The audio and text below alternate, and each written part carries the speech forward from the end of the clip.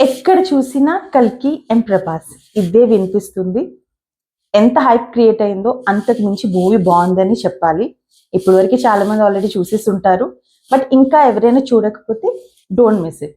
ఎందుకంటే ఇలాంటి మూవీస్ డెకేడ్స్కి ఒకసారి వస్తాయి. అది కూడా మన తెలుగు వాళ్ళ దగ్గర నుంచి ఇలాంటి మూవీ రావడం అనేది మన ప్రౌడ్ మూమెంట్ అని చెప్పుకోవాలి. విజన్ అనేది అందరికీ ఉంటుందండి.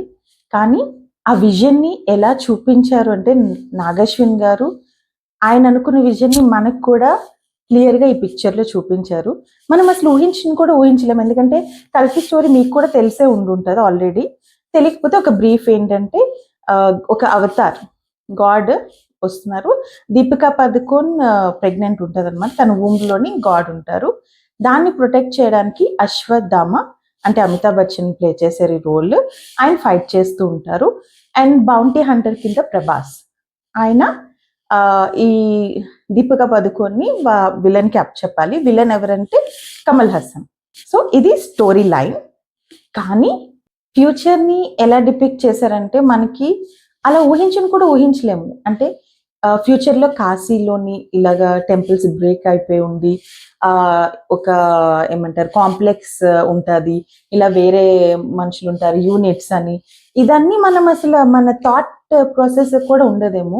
చాలా డిఫరెంట్ ఇది సార్. ఎవ్రీ మినిట్ ఇంకా ఏదో కొత్తదనం, ఇంకా ఏదో వస్తుంది అనిపిస్తుంది. బట్ ఐ యాక్సెప్ట్ మధ్యలో చిన్న గ్రాఫిక్స్ అవి కొంచెం బాగాలేదు అనిపించింది. స్టిల్ మూవీ మాత్రం చూస్తున్నంతసేపు చాలా గ్రిప్పింగ్గా అనిపించింది. స్టార్టింగ్ కొంచెం ఎక్కడో లైట్గా అంటే డిలే అయినట్టు, కొంచెం స్లోగా స్టార్ట్ అయినట్టు అనిపించింది. బట్ అలా అలా అలా అలా వెళ్తూ సెకండ్ హాఫ్ నుంచి క్లైమాక్స్కి వచ్చేసరికి అసలు క్లైమాక్స్లోని ఆ గ్రాఫిక్స్ కానీ అది చూపించిన అంటే ఆ పిక్చరైజేషన్ ఏదైతే ఉందో మర్చిపోలేం. మూవీలోంచి ఒక ట్రాన్స్లో వస్తామన్నమాట. బయటకు వచ్చినప్పుడు ఆ సెకండ్ అంటే ఇంకా మనకి కల్కి పార్ట్ 2 ఎప్పుడు వస్తుంది, ఎప్పుడు మళ్ళీ చూస్తాము అన్న ఆ హోప్తోనే బయటకు వస్తాము. అంత బాగుంది. స్టోరీ తెలుసున్నా సరే ఇంత కొత్తగా తీయడం అనేది అసలు చెప్పనవసరం లే. And moreover legendary casting. అసలు ఒక్కొక్క కాస్టింగ్ ఎలా అంటే అమితాబ్ బచ్చన్ గారు, కమల్ హాసన్ గారు, ప్రభాస్, దీపికా పదుకోన్ ఎక్సలెంట్. కానీ చెరీ ఆన్ ద కేక్ ఏంటంటే స్పెషల్ అపియరెన్సెస్ ఉన్నాయి. జస్ట్ ఫ్యూ మినిట్స్కి ఇలా వచ్చి అలా వెళ్ళిపోతారు. కానీ ఆ ఇంపాక్ట్ వేరని చెప్పాలి. ఎవరెవరు ఏంటి అనేది నేను ఇలా స్పాయిల్ చేయను.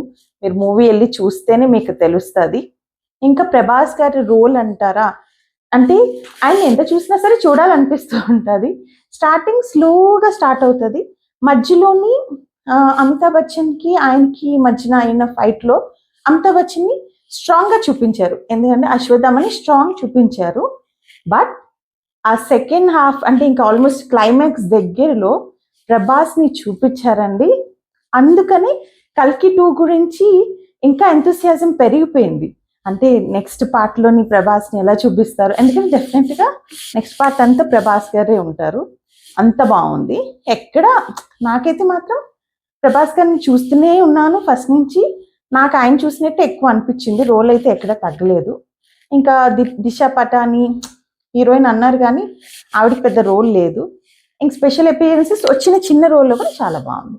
ఇంక మూవీ గురించి అంటారా, మస్ట్ వాచ్.